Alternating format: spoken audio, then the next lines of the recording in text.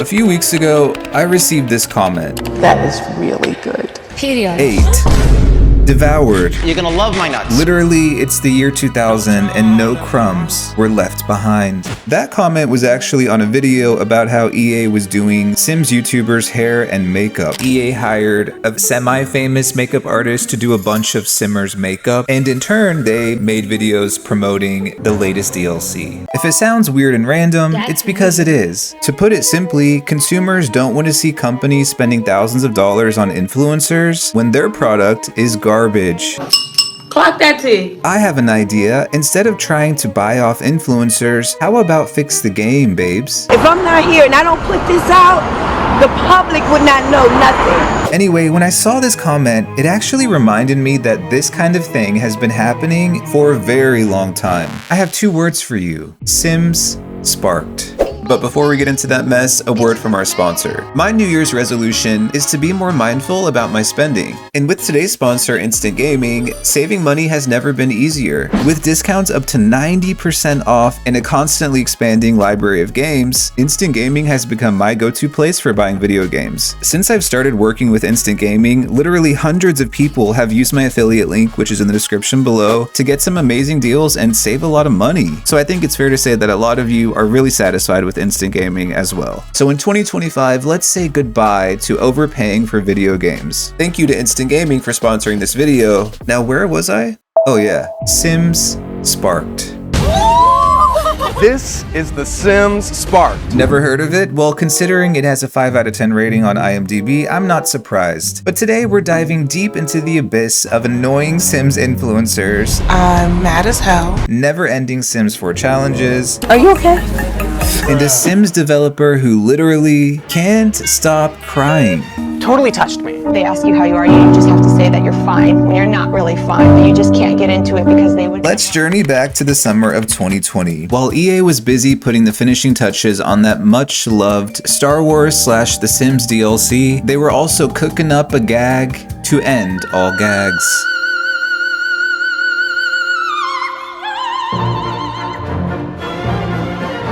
Or so they thought. But it did not give what needed to be gave. Sims Sparked was a reality TV competition show where 12 Sims influencers competed in a variety of Sims-based challenges for the chance to win $1 million.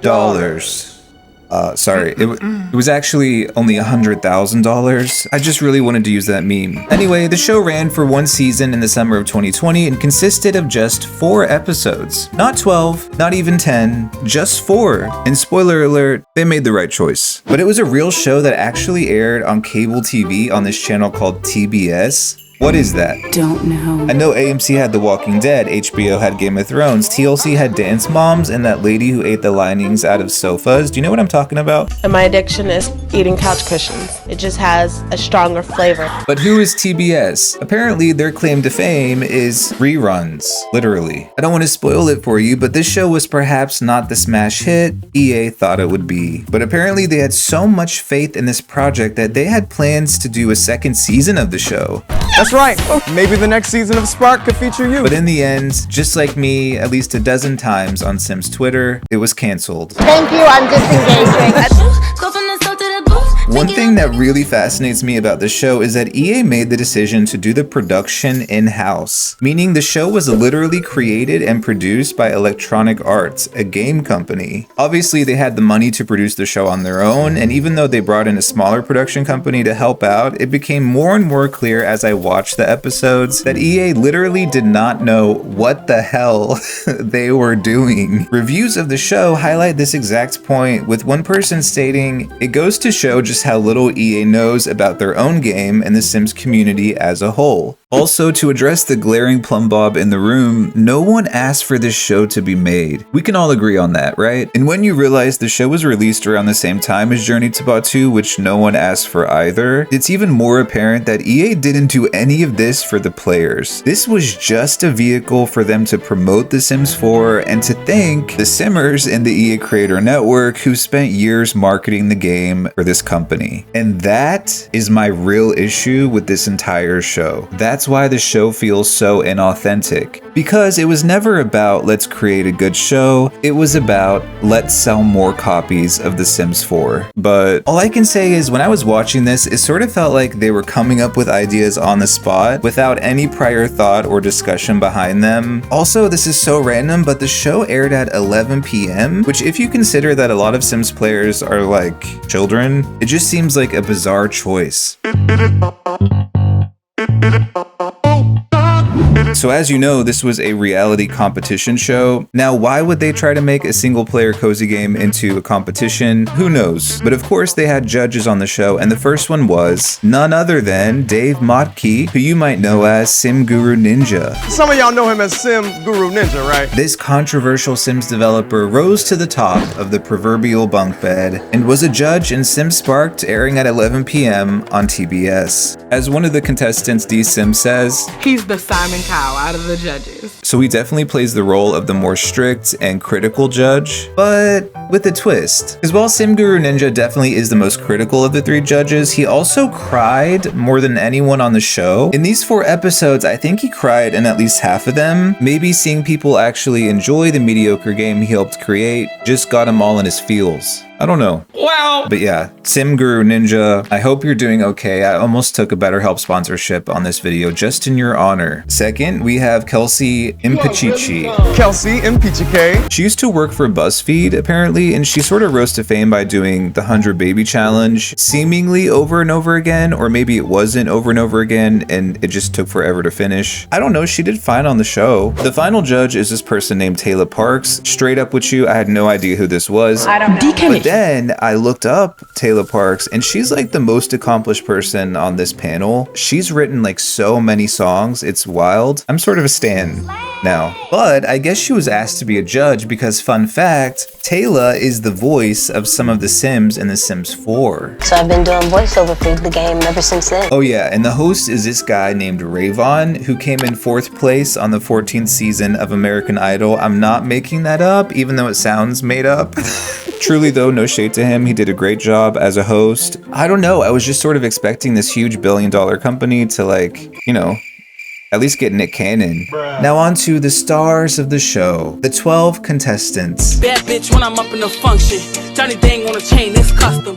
Now obviously I'm not a Sims 4 player, which means I also don't watch a ton of Sims 4 content. That being said, I was definitely familiar with Plumbella and Stepho Sims. When it comes to the other contestants, some of them I had heard of, and some of them I may have had beef with on Twitter. Wow. I've really been around the block. Running up and down the block. So besides Plumbella and Stepho Sims, we also have the English Simmer, D Sims, Dr. Gluon, Spring Sims, Simlessy, Simproved, and Dr. Ashley, who take up spots 3 through 9. Actually, before I continue with the next 3 contestants, another important note is that this is a team competition. You will be working in teams of 3. Which actually matters a lot when it comes to the prize money, because $100,000 is a lot, but I'm pretty sure it was divided among the winning team. So in reality, it was like $33,000 per person before tax. I could be wrong on that. I sort of feel like they were ambiguous on purpose. And I mean, 33 grand is a chunk of change for sure, but it's not like life-changing. Anyway, as I said, it's a team competition, and I feel like contestant number 10 had a lot of trouble with this, and that is Xmira. She really seemed like she didn't want to be there. Maybe she was being held against her will. We'll never know. But automatically, she was bumping heads with her teammates. Like at one point, her teammates were excitedly talking about their idea, and she's just sitting there scowling. Back for the grandma. Oh, that gave me goosebumps. That's what I want. Moving on to contestant 11, Urban Sims. I didn't know until I actually looked at her channel, but she has been making Sims videos for so long. Her popularity isn't exactly where it used to be, no shade, actually full shade. And last but not least, the 12th and final contestant, Little Siha. Who is this? Look, I knew or had heard of every contestant on the show, but I didn't know who this person was. Who the hell is Little Siha? So I looked her up, and it turns out she's a popular YouTuber with over 1 million subs. Amazing. It also turns out she's a Just Dance YouTuber. A lot of people mainly know me for playing Just Dance on Twitch and on YouTube. Maybe they thought this was Vixella. I don't know. Did they bring on the wrong blue-haired person? So allow me to dive into the fog of conspiracy, but what makes me even more confused about her being on the show is that every single contestant is a member of the EA Creator Network, except for Little Siha, which makes me think that perhaps they did have someone else lined up, someone who was a Sims creator who was in the EA Creator Network, and then that person pulled out at the last minute, so they had to scramble to find a replacement. It's the only real explanation I can find for them bringing in a non-Sims, non-EA partner as a contestant. It's just so random. But this raises another important point. Where the hell is Lil Simsy? I mean, I do like that they included both big and small creators, but maybe the show would have been more successful if they had brought on some of the bigger names. So where's Lil Simsy? Where's Lil Jamesy? To be straight up, the fact that they're not here is a lil flop. It appears that hindsight is 2020, and we can just add this to the list of reasons why there wasn't a second season.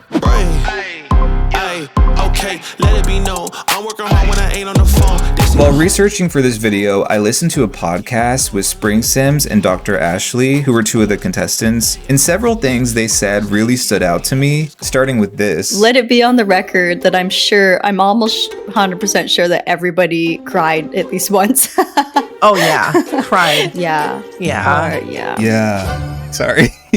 What the fuck?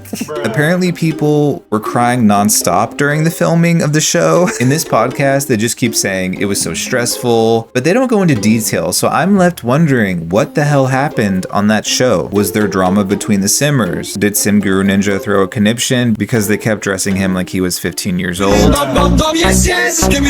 But as far as we know, this was the Sims 4 Get Cryin' expansion. I think everyone at some point shed a tear. Yeah, come on. Who cried in the show? Who at least shed like a tear? Look, I've never been on a TV show, okay? But is this normal? Why was everyone crying nonstop? Like, I can't take the pressure of it.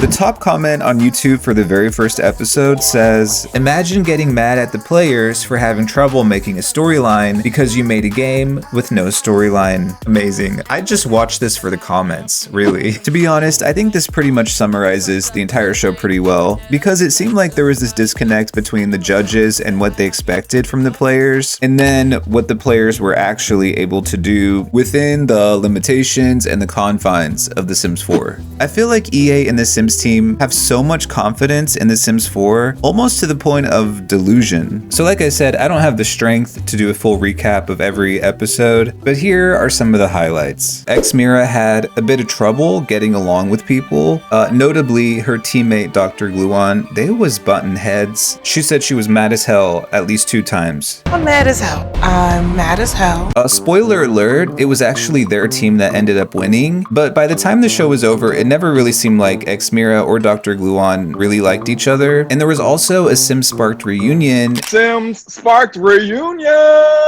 Which Xmira was noticeably absent from. It was really weird because like she was part of the winning team, but she didn't show up. Actually, like half the cast did not show up to that reunion. I don't know what the hell was going on. I wish I could give you a in-person hug. But there was dramas behind the scenes, I know it. I just wish these people would stop being fake as fuck and just say what happened. Like they started the reunion by saying, we're gonna spill all this tea, right? I want to know everything. What's the tea? But all anyone ever did in the reunion was be like, I love The Sims 4. It has changed my life in, I guess, like a good way. Girl, shut the fuck up. It changed your life? Literally nobody watched the show. The fake positivity shit is powerful with these folks, let me tell you. They do a lot of presentations on the show, like they have to present their ideas at the end. And when it's time for Stepho Sims to give her presentation, she freezes up. Sorry, I'm having a blank. And when she freezes up, Sim Guru Ninja sort of chastises her and does the whole take a deep breath. Stepho, take a deep breath. You don't have anything to worry about. I actually hate when people say that. If anything, when someone says take a deep breath, it makes you panic even more. On a side note though, it's very clear that Urban Sims is not media trained. It's getting a little hot as that says. The Fez community is outraged. Anyway, as I continued watching the episodes, I sort of realized that there's a reason the show is airing on TBS, which is famous for reruns, because episodes 1 through 3 might as well just be reruns of each other because they're so boring. However, at the end of episode 3, something is amiss. Stepho Sims is nowhere to be found. The storyteller from Team Cowplant, Stepho Sims, is not here. Oh my gosh! I ended up making the decision to leave the show shortly after. The English Simmer and Plumbella are my friends. We came in it together, even though they're not on my team. And when they left, a piece of me left with them. Stepho Sims explains that she joined the competition with her friends, Plumbella and the English Simmer, and now that her two friends have been eliminated, she doesn't want to stick around. Now this is interesting because I feel like there was probably more going on behind the scenes, but I also respect anyone who's like, I don't want to be here, so I'm leaving. It was sort of badass, actually. But what happens next is even more bizarre. So based on our rules, the most recently eliminated storyteller will compete on behalf of Stepho Sims. All right, welcome back, the English Simmer. Didn't she You better just... be joking. The English Simmer and Plumbella are my friends, and I didn't know how to do it without them. What? So Stepho Sims left the show because her friend was eliminated, only for them to bring back her friend. Anyway, that's pretty much the extent in terms of the drama that went on in the show. And when it gets to the final episode, I want to give you an idea of just how uninspired the challenges in the show were. Because get this, the final challenge is, drumroll, create 3 Sims, build a house, and make a storyline. That's literally it.